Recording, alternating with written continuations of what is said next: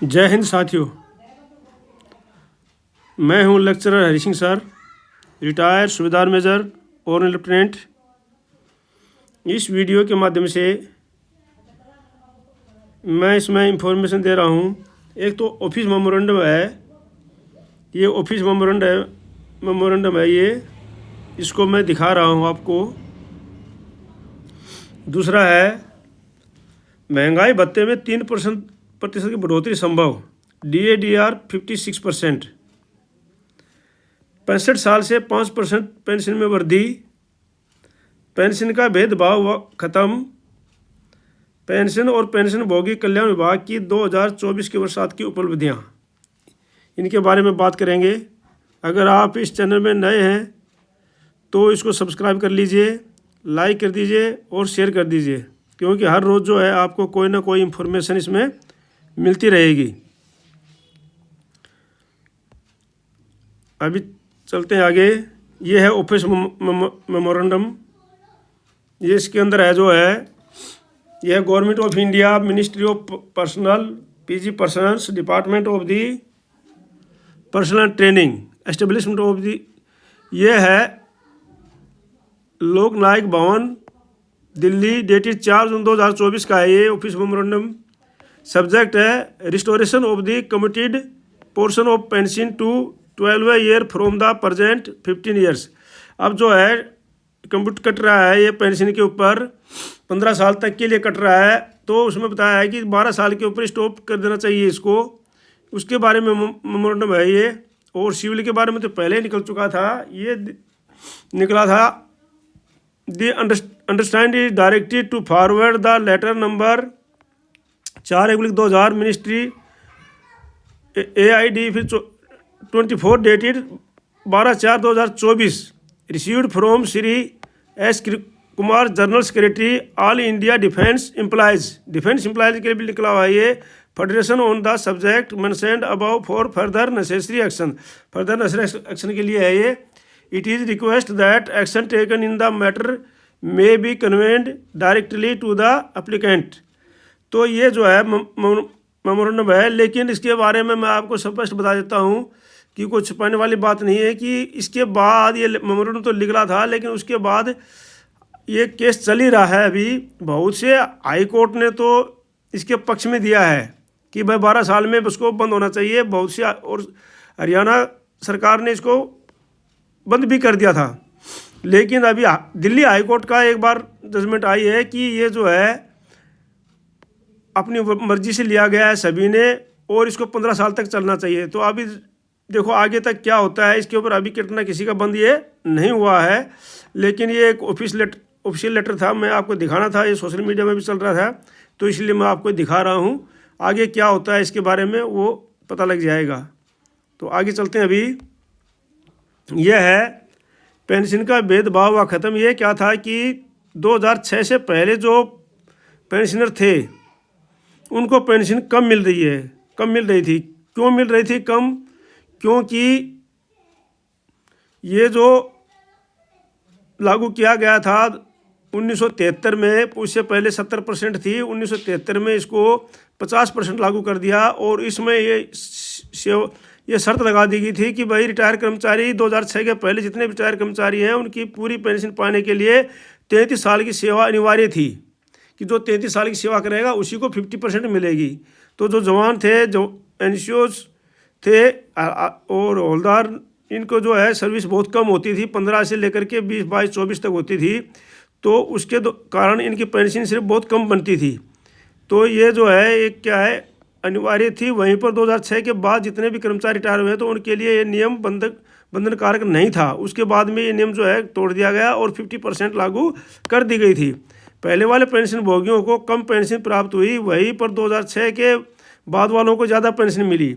उसी को लेकर 2006 के पहले रिटायर एक पेंशन भोगी ने सुप्रीम कोर्ट में याचिका डाली थी, जिसके बाद सुप्रीम कोर्ट ने फैसला दिया कि पेंशन को लेकर भेदभाव नहीं किया जा सकता। 2006 के बाद वालों के लिए जो नियम लागू है वही नियम 2006 के पहले वालों के लिए भी लागू होना चाहिए। तो इस प्रकार का था इसमें।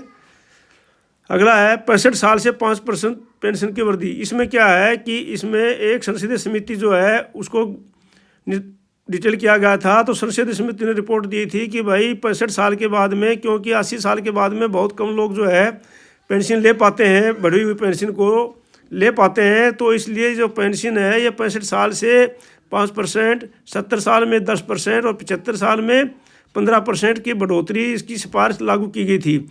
अभी ये जो है वित्त मंत्रालय के पास में है, लेकिन अभी जो है संसदीय समिति ने इसके ऊपर दबाव डाला है कि भाई ये जो है पेंशन, जब हमने इतने दिन तक इसको मेहनत की, इसके लिए रिपोर्ट दी, सभी मीडिया में रिपोर्ट आई, अखबारों में रिपोर्ट आई और इसकी सभी ने जो है बुरी बुरी प्रशंसा की थी, तो इसको लागू क्यों नहीं किया जा रहा, हमारी जो मेहनत थी वो क्यों खराब की जा रही है।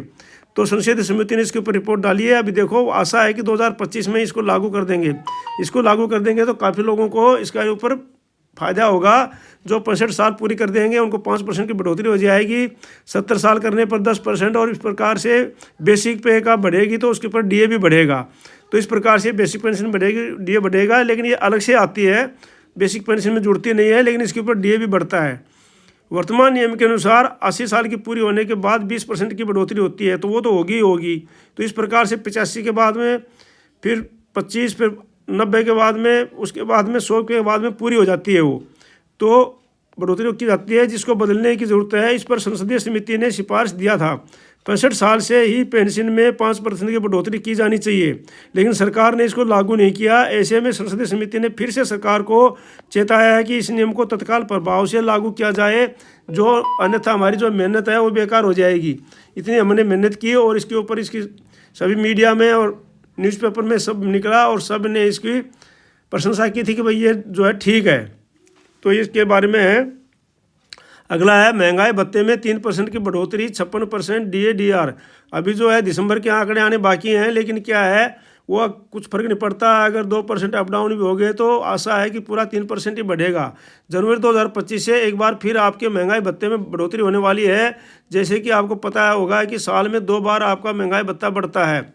जुलाई 2024 से कुल महंगाई भत्ता 53% हुआ था। अब जनवरी में 2025 में फिर एक बार आपके महंगाई भत्ते में 3% बढ़ोतरी होगी।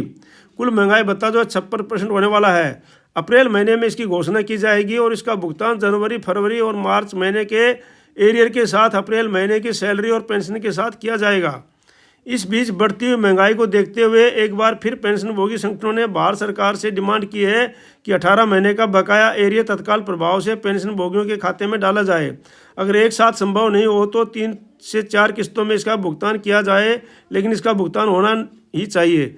तो ये तो थी उसके बारे में, जो न्यूज़पेपर वगैरह की जो भी आते हैं उसके बारे में थी। अब आता है अगला, पेंशन और पेंशनभोगी कल्याण विभाग की 2024 वर्षांत की उपलब्धियां क्या क्या हैं, वे उन्होंने अभी डाली हैं। तो पेंशन और पेंशनभोगी कल्याण विभाग की 100 दिवसीय कार्य योजना का सफल क्रियान्वयन, डिजिटल जीवन प्रमाण पत्र अभियान 3.0 का 800 शहरों कस्बों डिजिटल जीवन प्रमाण पत्र, मतलब डिजिटल से जो हम लोग अपन लाइफ सर्टिफिकेट जमा करते हैं डीएलसी, शहरों कस्बों जिला मुख्यालयों में आयोजन 1,30,00,000 डीएलसी, जिनमें से 39.18 लाख मतलब 39,18,000 जो है का चेहरा प्रमाणीकरण द्वारा डीएलसी पेंशनभोगियों के डिजिटल सशक्तिकरण के लिए एक महत्वपूर्ण उपलब्धि है। केंद्रीकृत पेंशन शिकायत निवारण और निगरानी प्रणाली पोर्टल पर केंद्र सरकार के 1.06 लाख पेंशनभोगियों की शिकायतों का निवारण किया गया है। पेंशनभोगियों की उपलब्धियों के प्रभावी निवारण के लिए नीति दिशा निर्देश 2024 जारी किए गए हैं। राष्ट्रीय अनुभव पुरस्कार योजना 2024 लागू की गई है और राष्ट्रीय अनुभव पुरस्कार योजना 2025 अधिसूचित की गई है। 2 पेंशन अदालतों में 330 शिकायतों का भी समाधान किया गया है। पेंशन एवं पेंशनभोगी कल्याण विभाग की 100 दिवसीय कार्य योजना क्या क्या है इसमें, पेंशन और पेंशनभोगी कल्याण विभाग की 100 दिवसीय कार्य योजना के अंतर्गत निम्नलिखित कार्य किए गए हैं। पारिवारिक पेंशनभोगियों की शिकायतों के प्रभावी निवारण के लिए 1 माह तक अभियान चलाया गया। इसमें 1737 पारिवारिक पेंशनभोगियों की शिकायतों का निवारण हुआ। कार्मिक लोक शिकायत और पेंशन राज्य मंत्री की अध्यक्षता में जम्मू में 54वीं सेवानिवृत्त एवं परामर्श कार्यशाला आयोजित की गई। इसका उद्देश्य सेवानिवृत्ति प्रक्रिया में शामिल अधिकारियों की सुविधा प्रदान करना था। महंगाई भत्ते की दर 50% तक पहुंचने पर केंद्रीय सरकारी कर्मचारियों के लिए सेवानिवृत्ति उपदान और मृत्यु उपदान की अधिकतम सीमा 20 लाख रुपए से बढ़ाकर 25 लाख रुपए करने के निर्देश। अनुभव पुरस्कार योजना 2024 के अंतर्गत 5 अनुभव पुरस्कार और 7 जूरी प्रमाण पत्र प्रदान किए गए। डिजिटल जीवन प्रमाण पत्र डीएलसी अभियान 3.0 भारत में पेंशन भोगियों के कल्याण में सुधार के लिए 1 नवंबर से 30 नवंबर 2024 तक आयोजित किया गया। ये अब तक का सबसे बड़ा अभियान था, जिसमें देश भर के 800 शहरों कस्बों में 1950 शिविरों और 11 नोडल अधिकारियों के साथ 1,30,00,000 डिजिटल प्रमाण पत्र डीएलसी बनाए गए। 39,18,000 डीएलसी चेहरा प्रमाणीकरण तकनीक का उपयोग करके बनाए गए, जो कि डीएलसी 2.0 अभियान की तुलना में 200 से गुना अधिक हैं। ये विशेष रूप से फीके फिंगरप्रिंट वाले बुजुर्ग, पेंशन भोगियों, गतिशील संबंधी चुनौतियों का सामना करने वाले दिव्यांग व्यक्तियों और ग्रामीण और दूर दराज के क्षेत्रों में रहने वाले पेंशन भोगियों के लिए फायदेमंद साबित हुआ है। 80 वर्ष और उससे अधिक आयु के पेंशन भोगियों में द्वारा 8 लाख डीएलसी जमा किए गए। भारतीय स्टेट बैंक द्वारा 11 लाख डीएलसी, आईपीबीपी द्वारा 7.5 लाख डीएलसी और पंजाब नेशनल बैंक के द्वारा 2,75,000 डीएलसी बनाए गए हैं। शिकायतों के निपटारे में लगने वाला औसत समय 36 दिन से जो 2018 में था उससे घटाकर 26 दिन 2024 में हो गया है। केवल 0.54% मतलब शिकायतें ही 6 महीने से ज़्यादा समय तक लंबित हैं। केंद्रीकृत पेंशन शिकायत निवारण और निगरानी प्रणाली पोर्टल में सुधार हुआ है। शिकायतों पर मासिक रिपोर्ट, शिकायतें निवारण में प्रदर्शन के आधार पर मंत्रालयों विभागों की रैंकिंग शुरू की गई है। नई सुविधाओं में शिकायतों को उनके स्रोत, ऑनलाइन डाक या कॉल सेंटर के आधार पर ट्रैक करना और समाधान के लिए औसत निपटान समय शामिल है।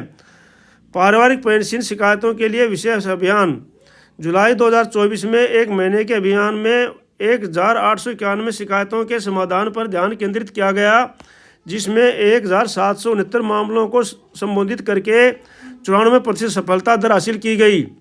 इस अभियान के दौरान जटिल मामलों जैसे कि नाबालिगों या आश्रित बेटियों से जुड़े हुए मामलों को सफलतापूर्वक सुलझाया गया है। रक्षा पेंशन भोगियों के लिए सीजीडीए के साथ समन्वय। रक्षा लेखा महानिर्देशक सीजीडीए के साथ सक्रिय सहयोग के परिणाम स्वरूप जनवरी 2024 में 7,810 शिकायतों का समाधान किया गया, जबकि दिसंबर 2023 में ये संख्या 4,288 थी। तो ये था आज के वीडियो में। अगर आप इसमें चैनल में नए हैं तो आप सब्सक्राइब कर लीजिए, लाइक कर दीजिए, शेयर कर दीजिए और मिलते हैं अगले वीडियो में किसी दूसरे समाचार के साथ में। तब तक के लिए जय हिंद, जय भारत। आपका दिन शुभ रहे, भगवान आपको सुखी रखे। जय हिंद, जय भारत।